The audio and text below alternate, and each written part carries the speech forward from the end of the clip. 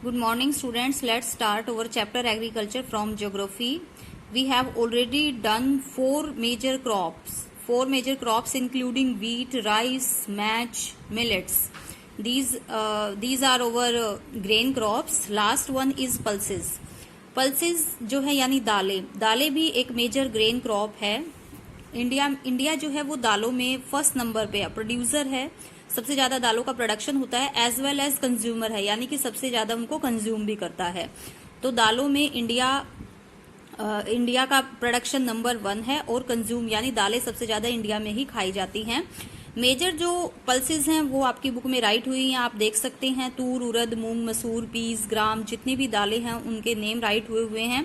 कुछ कैरेक्टरिस्टिक्स देख लेते हैं पल्सेस की। पल्सेस नीड लेस मॉइस्चर, यानी ग्रो होने के लिए पल्सेस को, दालों को कम मॉइस्चर की जरूरत होती है और वो ड्राई कंडीशन में भी सर्वाइव कर सकती हैं, यानी कि ड्राई कंडीशन में भी उनको उगाया जा सकता है। बीइंग लेग्यूमिनियस क्रॉप, जो दालें हैं वो एक लेग्यूमिनियस क्रॉप है। अरहर को छोड़कर बाकी जितनी भी दालें होती हैं वो सॉइल की फर्टिलिटी को बढ़ाने में हेल्प करती हैं। सॉइल अपनी फर्टिलिटी को दालों की वजह से रिस्टोर करती है, वो bye fixing nitrogen from the air, क्योंकि जो दालें होती हैं वो हवा से नाइट्रोजन को गेन करके जो लैंड होती है उसकी फर्टिलिटी को बढ़ाने में हेल्प करती हैं। देयरफॉर दीज आर, उसके बाद हमें कुछ पॉइंट्स हमें भी पता है कि दालें जो होती हैं वो फुल ऑफ प्रोटीन होती हैं। उसके बाद these are mostly grown in rotation. देखो दालें जो होती हैं वो रोटेशन मेथड होता है, क्रॉप रोटेशन, आपको पता है कि फसलों को चेंज करके उगाना। जैसे एक फार्मर अगर 2 मेजर क्रॉप है तो बीच में एक दाल की क्रॉप को उगा लेता है, तो ये क्रॉप रोटेशन होता है। ये सिर्फ क्रॉप रोटेशन जो है सॉइल की फर्टिलिटी को गेन करने में हेल्प करती है। और दालें तो जो है वो ओबियस है, जैसे हम पढ़ चुके हैं। उसके बाद major pulse producing state in India, जो वर्ल्ड में नंबर 1 अगर हम कंट्री को देखते हैं तो पल्सेस में इंडिया है। उसके अलावा जो इंडिया के स्टेट को अगर हम सी करते हैं तो मध्य प्रदेश, उत्तर प्रदेश, राजस्थान, महाराष्ट्र और कर्नाटका जो है वो मेजर पल्सेस प्रोड्यूसिंग स्टेट हैं। उसके बाद नेक्स्ट हमारा टॉपिक इससे जुड़ जाता है, ये हमारा प्रीवियस टॉपिक था उसका रिमेनिंग पार्ट था। नेक्स्ट टॉपिक है food crops other than grains. जो 5 मेजर क्रॉप हमने पढ़ी है वो हमारी ग्रेन क्रॉप थी। उसके बाद ये जो हमारी क्रॉप है ये हमारी फूड क्रॉप है, लेकिन ये ग्रेन क्रॉप नहीं है। शुगर केन इनमें स्टडी करते हैं। सबसे पहले देखो शुगर केन स्टूडेंट, जो ये टेम्परेचर और रेनफॉल है, जितनी भी क्रॉप हमने स्टडी किया आप अपनी बुक में इनको मार्क कर लीजिए, प्लस अपनी नोटबुक में अलग से इनको राइट कर लीजिए। मैं आपको बता दूंगी एक टेबल प्रिपेयर करनी है वो कैसे करनी है, क्योंकि ये एग्जाम में पूछा जाता है। अभी जो हमारा सीबीएसई का एग्जाम हुआ है रिसेंटली, उसमें ये वाला शुगर केन का जो टेम्परेचर और रेनफॉल पूछा गया था। शुगर केन देखो, it is a tropical as well as subtropical crop, यानी ये ट्रॉपिकल रीजन में भी ग्रो किया जाता है और सब ट्रॉपिकल रीजन में भी ग्रो किया जाता है। ये जो शुगर केन है ये well in hot and humid climate, ये जो हॉट और ह्यूमिड क्लाइमेट होता है उसमें ग्रो किया जाता है। और इसको जो टेम्परेचर की नीड होती है वो होती है 21 degree Celsius to 27 degree Celsius and an annual rainfall between 75 centimetre to 100 centimetre. Irrigation is required in the regions of, अगर जहां पे लो रेनफॉल है यानी कि बारिश कम हो रही है तो इरिगेशन फैसिलिटी को बढ़ाकर हम शुगर केन को ग्रो कर सकते हैं। It can be grown on a variety of soils.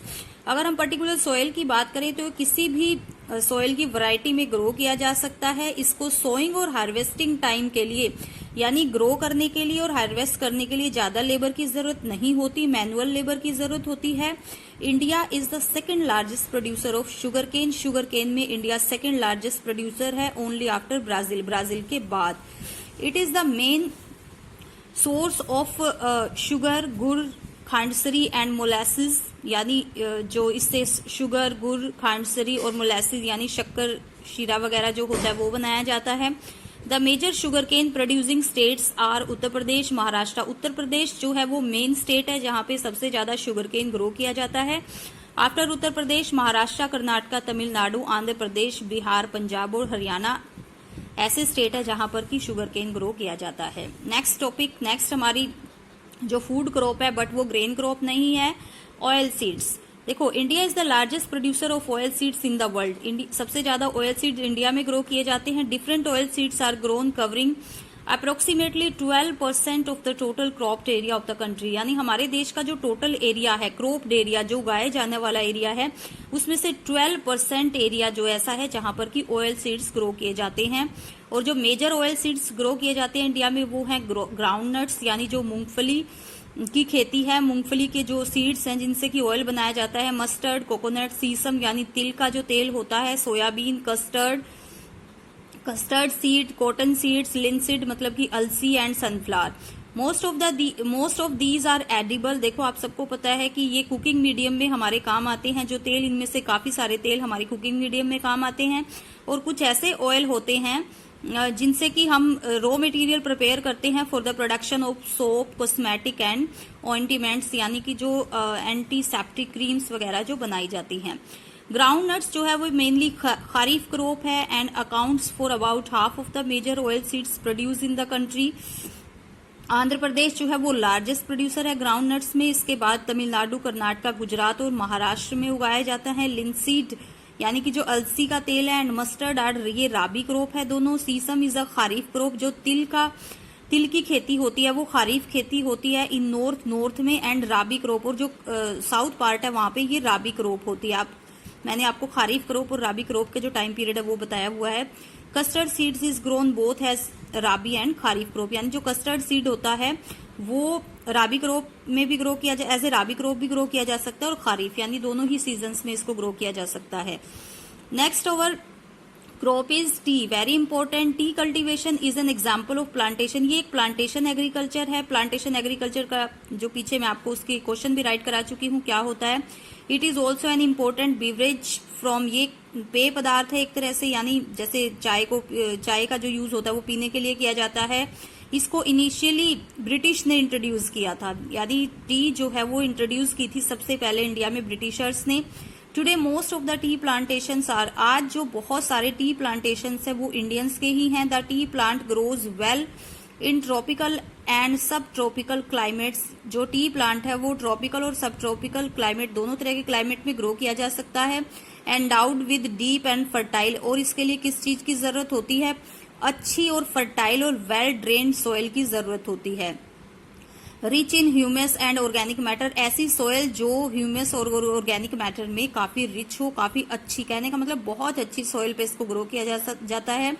T bushes require warm and moist frost free climate. जो टी बशेज होते हैं उनको, जो पौधा, एक तरह से जो पौधा है टी का, उसको बहुत अच्छे क्लाइमेट की जरूरत होती है। थोड़ा हल्का वार्म क्लाइमेट होना चाहिए, मॉइस्ट फ्रोस्ट फ्री क्लाइमेट होना चाहिए, यानी कि ऐसा क्लाइमेट नहीं होना चाहिए जैसे जो फ्रीजी क्लाइमेट है वो नहीं होना चाहिए पूरा साल। एक अच्छा क्लाइमेट की नीड उसको होती है। Frequent shower evenly distributed over the year ensure continuous grow. जो टेंडर लीव्स होती है, यानी जो लीव्स होती हैं टी की, वो बहुत ही सॉफ्ट होती हैं, जिनको की बहुत अच्छी टेक केयर की जरूरत होती है। जो टी है वो इंटेंसिव इंडस्ट्री है, लेबर इंटेंसिव इंडस्ट्री है। इसमें ज्यादा लेबर की जरूरत होती है क्योंकि जो टी एग्रीकल्चर है उसमें, क्योंकि जो टी का प्लांट होता है वो काफी नाजुक सा प्लांट होता है, और उसको ग्रो करने के लिए हर एक वो चीज चाहिए होती है जो उसकी ग्रोथ में हेल्पफुल होती है। तो ये लेबर इंटेंसिव, यानी इसमें ज्यादा मेहनत की जरूरत होती है। It requires abundant cheap and skill labour, इसको काफी अच्छी स्किल्ड लेबर की और सस्ती लेबर की जरूरत होती है। Tea is proceed within the tea garden to restore. देखो टी गार्डन से लेकर उसकी फ्रेशनेस को मेंटेन करने के लिए, उसके रिस्टोरिंग टाइम तक उसको अच्छे से, उसका जो प्रोसीजर होता है वो किया जाता है, क्योंकि उसकी फ्रेशनेस को रखना बहुत ज्यादा जरूरी होता है।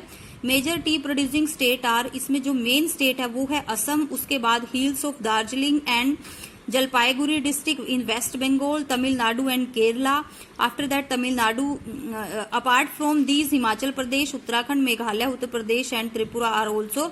ये भी ऐसे स्टेट है जहां पर की टी प्रोड्यूसिंग काम किया जाता है। States in country, India is the leading producer as well as exporter of tea in the world. India में सबसे ज्यादा, इंडिया जो है वो लीडिंग प्रोड्यूसर है, यानी कि चाय का सबसे ज्यादा एक्सपोर्टर है पूरे वर्ल्ड में। नेक्स्ट हमारा है कॉफी। चाय की तरह ही कॉफी भी एक बेवरेज है, एक तरह से पीने का पदार्थ है। India produces about 4% of the world coffee production. पूरे वर्ल्ड का 4% जो कॉफी प्रोडक्शन है वो इंडिया करता है।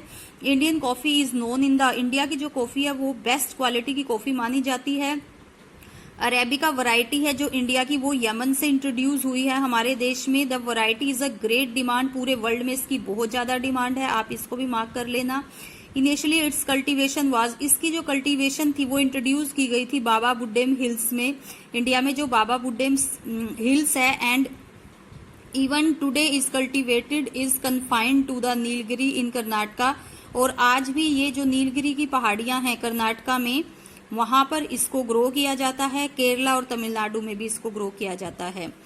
नेक्स्ट हमारा आ जाता है इसमें हॉर्टिकल्चर क्रॉप, यानी कि जो फ्रूट्स और वेजिटेबल्स हैं उनसे रिलेटेड क्या हमारे देश में किस तरह का क्रॉप पैटर्न है। देखो, India is the largest producer fruits and vegetable in the world, India largest producer है। India is the producer of tropical as well as temperate fruit, India में जो फ्रूट्स जो ट्रॉपिकल यानी ट्रॉपिकल रीजन में भी fruits और vegetables grow किए जाते हैं, as well as temperate fruits भी, यानी जो टेम्परेट रीजन में ग्रो किए जाते हैं वो भी, क्योंकि इंडिया आप सबको पता है ट्रॉपिकल जोन में भी आता है और सब ट्रॉपिकल जोन में भी आता है। मैंगोज ऑफ महाराष्ट्र, अब ये जो स्टेट वाइज हर एक फ्रूट्स को बताया गया है कि किस स्टेट में कौन सा फ्रूट या वेजिटेबल ज्यादा फेमस है, आप इसको रीड कर लेंगे। मैं इन शॉर्ट में रीड कर रही हूँ। जैसे महाराष्ट्र में मैंगोज हैं, उत्तर प्रदेश, वेस्ट बंगाल, इनमें भी मैंगोज का काफी प्रोडक्शन होता है। और नागपुर में जो ऑरेंजेस हैं, चेरापूंजी बनानास जो है वो केरला और मिजोरम, महाराष्ट्र और तमिलनाडु में। लीची और गवावा जो है वो उत्तर प्रदेश और बिहार में।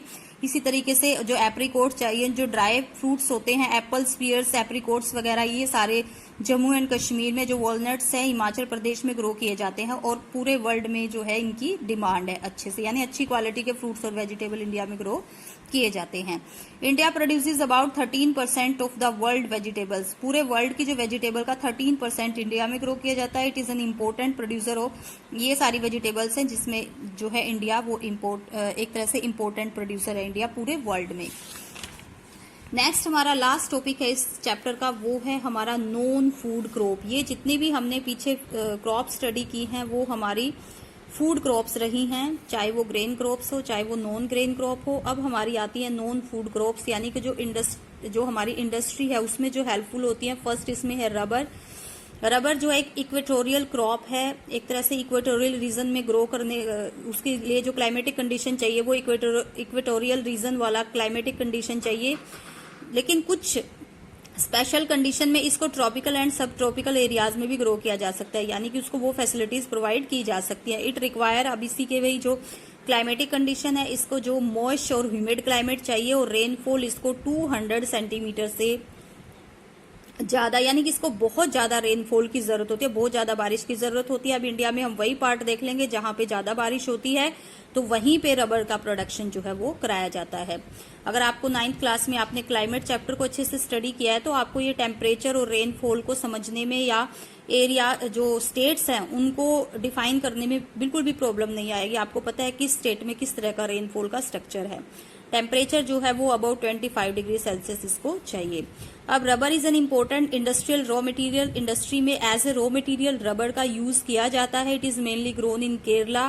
देखो केरला में जो प्री मानसून है सबसे पहले आता है, तो केरला में ग्रो किया जाता है। Tamil Nadu, Karnataka, Andaman and Nicobar islands and Garo hills of Meghalaya. India ranks 5th among the world's natural rubber producer. ये कोई फिक्स नहीं होता, ये अभी जो कुछ न्यू बुक है उनमें रैंक में भी 4th हो सकता है, क्योंकि ये चेंज हो जाता है। तो इसको जब कंफर्म करके देख लेंगे कि कौन सा इसमें है, न्यू बुक के अकॉर्डिंग इसको हमने देखना है। उसके बाद है फाइबर क्रॉप्स। जो फाइबर क्रॉप्स होती है वो मेनली देखो 3 होती हैं, cotton, jute, hemp and natural silk. इसके अलावा क्योंकि इनमें क्या डिफरेंस है, जो कॉटन, जूट और हेम्प है वो तो हमें सोयल से गेन होती है, एक तरह से उनकी खेती होती है, और जो नेचुरल सिल्क है वो हमें सिल्क वॉर्म से मिलती है। तो ये 4 मेजर फाइबर क्रॉप्स हैं। इनमें डिफरेंस है वो भी मैंने आपको बता दिया है कि ये सोयल से मिलती है फर्स्ट 3, और जो 4th होती है वो हमें सिल्क वॉर्म से मिलती है, यानी जो रेशम के कीड़े होते हैं उनसे मिलती है। जो ग्रीन लीव्स होती हैं, सिल्क वॉर्म फैट, जो सिल्क वॉर्म होते हैं, जो मलबरी की जो ग्रीन लीव्स होती हैं उन पे मतलब उनका एक तरह से वो प्रोड्यूस करते हैं उसको, और सिल्क वॉर्म की खेती को हम कहते हैं सेरीकल्चर। सिल्क वॉर्म की खेती को हम क्या कहते हैं, सेरीकल्चर। और सेरीकल्चर में बहुत सारे सिल्क फाइबर का जो प्रोडक्शन वो किया जाता है। नेक्स्ट है हमारी कॉटन। कॉटन आपको पता है जो ब्लैक सॉइल होती है वो बहुत सूटेबल होती है कॉटन के लिए, और हमारी इंडिया की जो फाइन कॉटन है वो वर्ल्ड में बहुत फेमस रही है। उसके बाद cotton is one of the main raw material, जो कॉटन टेक्सटाइल इंडस्ट्री यानी जो सूती कपड़ा उद्योग है उसके लिए सबसे मेन रॉ मटेरियल है। India is the third largest producer of cotton in the world. Cotton grows well in dryer parts of the black cotton soil of the Deccan प्लेटू। It requires high temperature, ज्यादा high temperature की जरूरत होती है। Light rainfall, ज्यादा इसको rainfall की जरूरत नहीं होती, और इसको मतलब 210 डेज चाहिए इसको, और फ्रोस्ट फ्री डेज चाहिए, यानी कि बिना मतलब ऐसा मौसम नहीं चाहिए जिसमें कि बहुत ज्यादा ठंड हो। एंड ब्राइट सनशाइन फॉर, और इसके लिए जो ग्रोथ के लिए अच्छी सनशाइन की जरूरत होती है। ये खारीफ क्रॉप है और इसको 8 to 6 मंथ चाहिए होते हैं इसको मैच्योर होने में, यानी इसको प्रिपेयर होने में। जो मेजर कॉटन प्रोड्यूसिंग स्टेट है वो है Maharashtra, Gujarat, Madhya Pradesh, Karnataka, Andhra Pradesh, Tamil Nadu, Punjab, Haryana and Uttar Pradesh. Jute, it is known as the golden fibre, ये भी बहुत इंपॉर्टेंट है। जूट को देखो क्या कहा जाता है, गोल्डन फाइबर कहा जाता है, सुनहरा रेशा कहा जाता है। Jute grows well on well drained fertile, ये अच्छी इसके लिए फर्टाइल सोयल चाहिए। मेनली वेस्ट बंगाल में ग्रो किया जाता है इसको। फ्लड प्लेन्स एरिया, जहां पर फ्लड प्लेन्स, जहां की जैसे बाढ़ वगैरह ज्यादा आती है, क्योंकि वहां पर जो सोयल होती है वो रीन्यूड हो जाती है एवरी ईयर, तो अच्छी सोयल इसको चाहिए होती है इसकी ग्रोथ के लिए। High temperature is required during the time of growth. West Bengal, Bihar, देखो वेस्ट बंगाल फर्स्टली इसका नेम आ गया है, ये सबसे मेजर स्टेट है जहां पे जूट का प्रोडक्शन होता है। इसके अलावा बिहार, असम, उड़ीसा और मेघालय हैं जो मेजर स्टेट हैं जूट प्रोड्यूसिंग में। देखिए स्टूडेंट्स, इससे काफी सारी चीजें बनाई जाती हैं, gunny, bags, mats, ropes, yarn, carpet and other artefacts बनाए जाते हैं। लेकिन जूट से जो प्रोड्यूसिंग थिंग्स होती हैं वो काफी कॉस्टली होती हैं। और दूसरा जूट के जो है वो अल्टरनेटिव्स आ गए हैं, हम जूट की जगह पर जो अदर फाइबर्स हैं उनका यूज करने लग गए हैं, जैसे कि सिंथेटिक फाइबर है, नायलॉन वगैरह, इनका यूज करते हैं। इससे क्या हो गया है, जूट की जो है वो डिमांड कम हो गई है। अब जो गवर्नमेंट है ऐसी पॉलिसीज लेकर आ रही है जिससे कि जूट की डिमांड को और ज्यादा बढ़ाया जा सके। स्टूडेंट, ये आपका लास्ट टॉपिक था। जो नेक्स्ट पार्ट है आपकी चैप्टर का वो आपके सिलेबस में नहीं है, ये कट है आपके सिलेबस में से, तो ये करने की जरूरत नहीं है। हमें सिर्फ इतना ही चैप्टर ये करना है और आपका चैप्टर आज डन है। आई होप आपको पूरा चैप्टर अच्छे से समझ आ गया होगा। अब मैं जो असाइनमेंट दूंगी वो पूरे चैप्टर की आपको दे दूंगी, आप उनको अच्छे से अपनी नोटबुक में राइट करेंगे, प्लस उनको लर्न भी करेंगे साथ के साथ। आपका जो असाइनमेंट वर्क है वो टाइमली जो है चेक हो रहा है, उसका रिकॉर्ड मेंटेन हो रहा है। और अभी मेरे पास 2 और 3 स्टूडेंट ही ऐसे हैं जिनका कि असाइनमेंट वर्क आ गया है। आप सभी स्टूडेंट अपना असाइनमेंट वर्क टाइमली डिपॉजिट कराएं, अदरवाइज फिर नेम मेंशन करने पड़ेंगे कि किस किसने अपना जो असाइनमेंट वर्क है वो सेंड कर दिया है। Thank you so much.